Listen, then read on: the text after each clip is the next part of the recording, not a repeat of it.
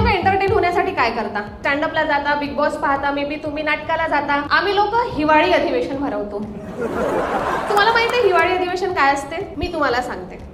हिवाळी अधिवेशन is nothing but the paid sponsored vacation of the politicians who discuss issues which they never face in the core of Tadoba. तुम्ही कधीही TV लावा, कुठलाही मुद्दा सुरू असेल, मॉर्निंगची टीव्ही लावा, मुद्दा स्थगित. दुपारी टीव्ही लावा, मुद्दा स्थगित. रात्री टीव्ही लावा, पॉलिटिशियन स्थगित. म्हणजे मला तर कधी कधी असं वाटते पॉलिटिकल स्पीकर आहे की पोपटलाल आहे तारक मेहताचा उलटा चष्मा मधले.